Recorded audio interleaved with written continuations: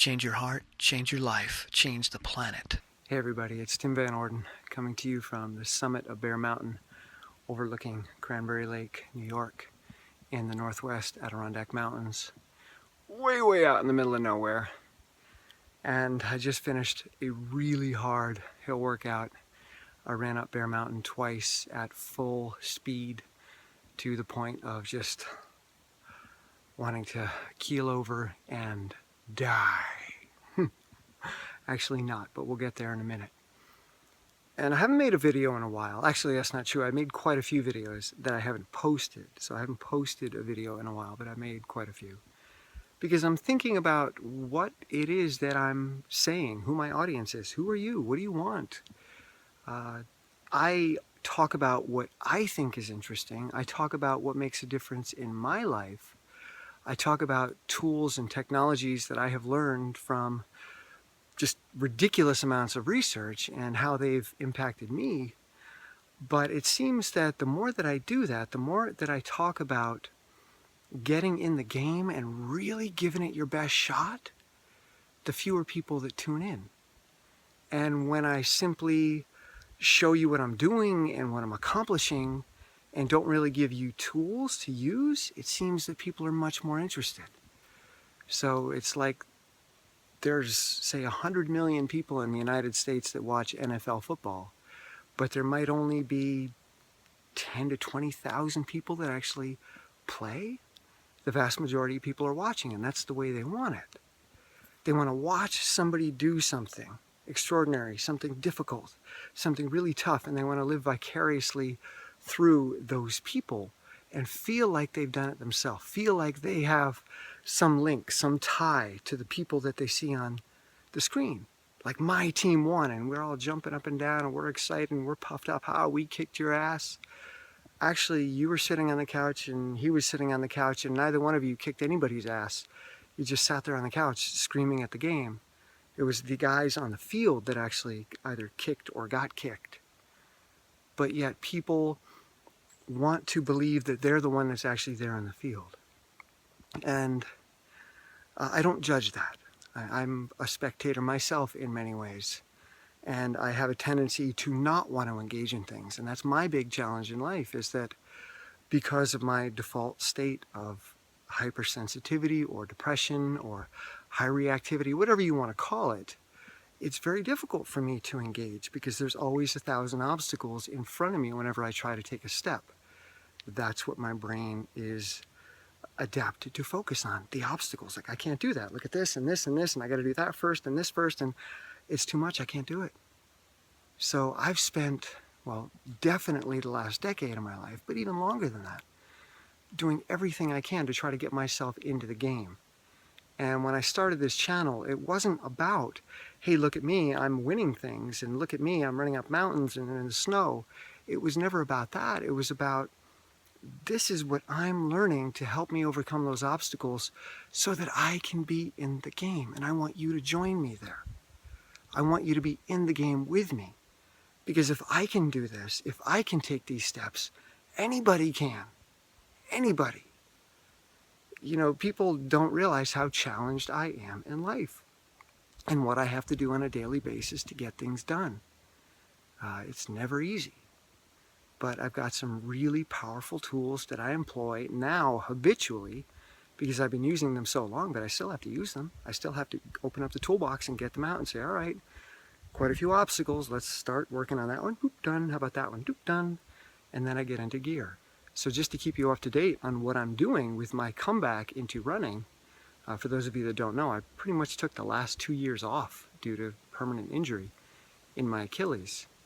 And a month and a half, 2 months ago, I decided that I want to start running again. I need it to get out into the woods, to get out into the world, to move powerfully, to move swiftly, to end up in places like this on the tops of mountains with 5 miles between me and the next human being. Maybe. There might not be anybody within 5 miles of me right now. And I just love that, and listening to books and getting educated as I move through these environments. I don't know what I'd do without that, so I started doing it again. So as I've been running more and more and getting into better and better shape, I decided to give myself a goal, something off in the future to work towards, something to pull me, something to keep me honest about my workouts. That if I say I'm going to do it, I have to do it because I've got this goal that I'm working towards. And the goal that I've chosen is the U.S. Masters 5K Cross Country Championships in Saratoga, New York, which is about an hour from where I live, so it's very convenient. So for the past, I think, 5 weeks, I've been doing a race every weekend as part of my workout just to see where I'm at. What kind of shape am I in? How far do I have to go to even make it into the top 10? That was my stretch goal. I wanted to make it into the top 10 at the US Championships. And it's October 18th, so it's 2 weeks, a little less than 2 weeks from today. And the first 5K I did about a month ago, I got a 16:50, which really surprised me. I didn't think I was going to be able to break 18 minutes. So I was very, very pleased with that. I've been doing some hard work and it's paying off. And then the next one I did, I ran a 16:38, getting even faster. I did a 10K in there, ran like 35:08, I think. And then this past weekend, I did the US Masters 5K Road Championships just as a workout. I did not expect anything. I've been training hard now for about 5 weeks, and that is not nearly enough time to get into shape, or so I thought. So I just wanted to enter that race and see what I had, to run hard for the first 2 miles and then see what I have left. See what I'm made of, see what voices show up, see how I talk to myself. Do I quit? Do I give up? Do I come up with reasons to slow down, to pull back away from the pain? Or do I work with that pain? Do I nurture that pain? Am I gentle with that pain? Do I keep going in the midst of that pain without cringing and flinching and wanting to quit or fight against it? Do I breathe it in? So I did that race and I went out pretty hard for me in the shape that I'm in now. I did a 5:06 mile and then I think came back in maybe a 5:17, and then the last mile was like a 5:18, something to that effect. I ended up running 16:27, which is a really good time for my age. It's a little less than a minute slower than my best, but it was good enough to get me a bronze medal in my age group, 45 to 49, and I was 7th overall.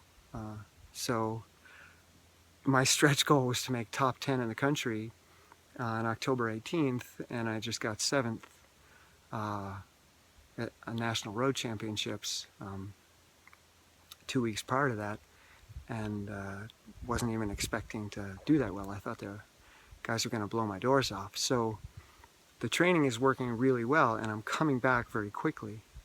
So I'm hoping to get into the low 16s and maybe under 16 minutes at Saratoga on the 18th. That's a stretch goal. That's a dream. I don't know what's going to happen. I'm going to go out there and I'm going to run hard and I'm going to try to shake it up. And maybe I can get into the top 5 in the country. That would be a nice progression for my comeback. And then if I can keep the training, if the injury doesn't get any worse, it's okay. It hurts all the time. But I've learned how to work with that pain, manage the pain, not mind the pain. And so that's allowed me to run almost 10 miles a day now, 7 days a week. So that's where I'm at. That's what my comeback looks like right now. And it seems that people are interested in that. I hate talking about my race results because to me it seems like bragging. It seems like, hey, look what I can do. And again, it's never about that.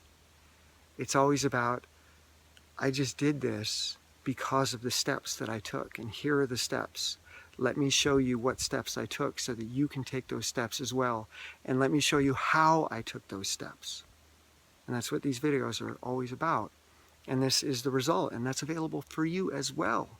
Maybe you're different than me genetically. Maybe you'll never run the same speed that I do, but you might be able to do something completely different, a different sport, a different anything that you can engage in with some pretty extreme intensity to achieve top-level results. That's available to you in some aspect of your life. So as I was running up the mountain today, I did it twice. I think it's like a 650-foot climb in a little over half a mile. It's steep. It's really, really steep. It's at some places it's maybe a 45-degree slope, and I just hammered.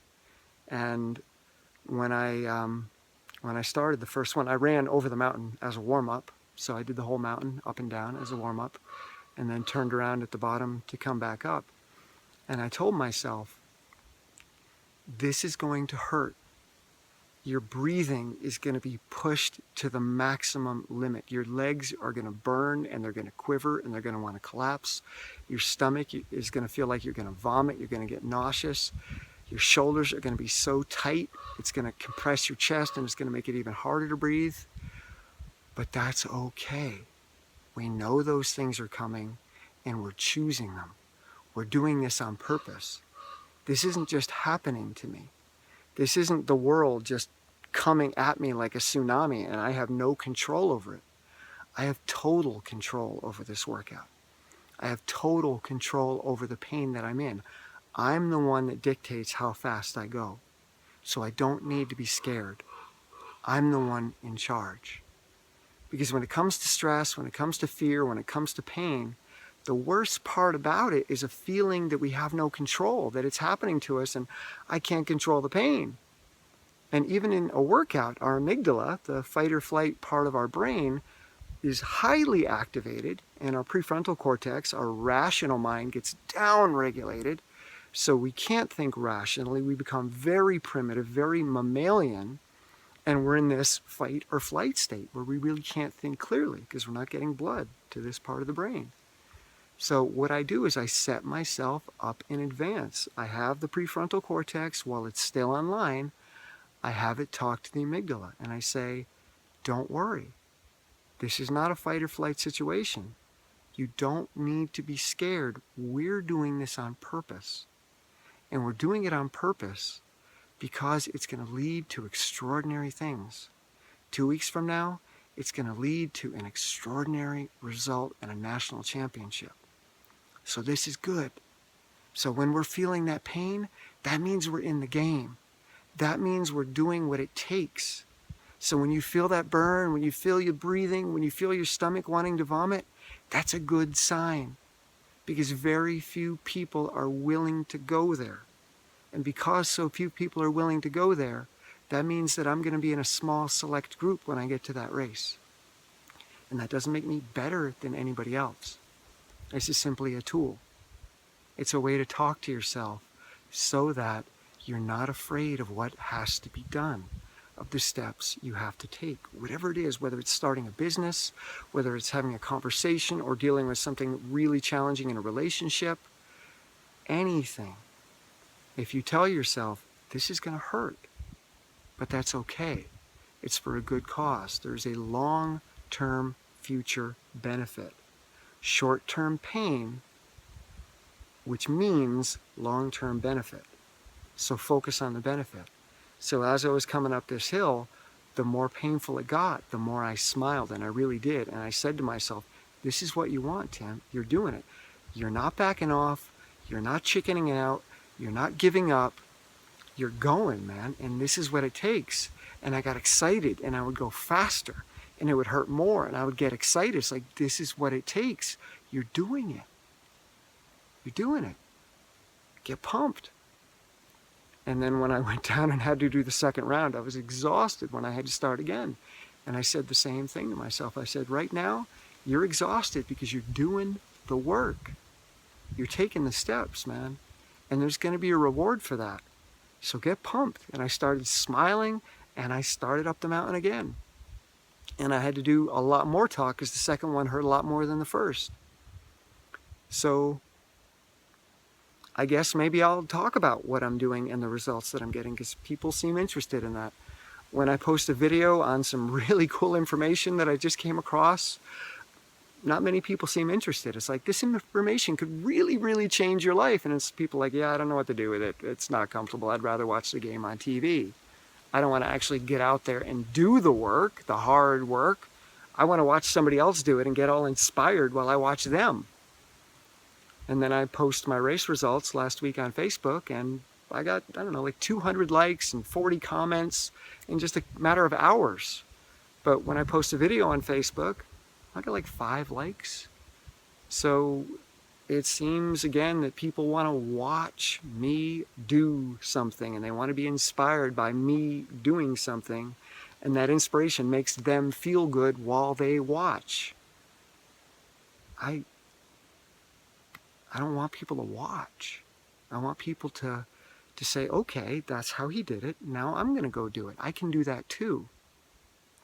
That's all I want. I want you to see that you can do it too. You're not different than me. I'm not different than you. We may have some differences, but we're still human beings that have the ability to take steps. In that regard, we are not different. We're human beings that feel pain. Some feel more than others. I feel a hell of a lot because I got my right prefrontal cortex and my anterior cingulate cortex highly, highly active. And that's the pain center in the brain. And mine is a doozy. But that's okay. I can feel pain, but have a very different experience of that feeling based on how I talk to myself. All right? And you can do that too. I know you can. All right.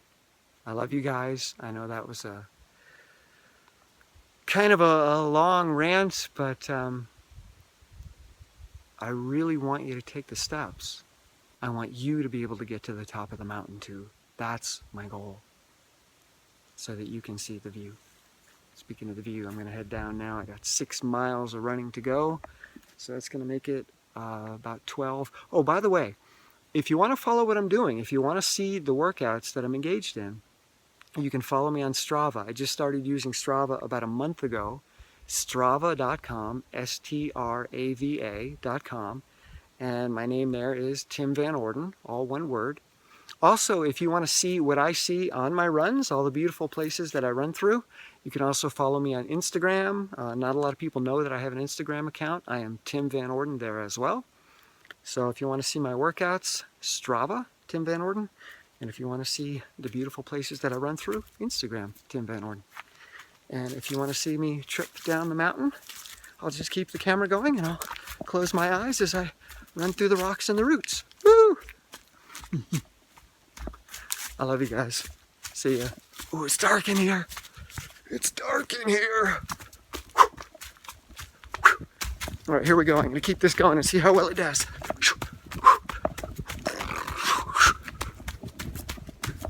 I love running fast through the woods.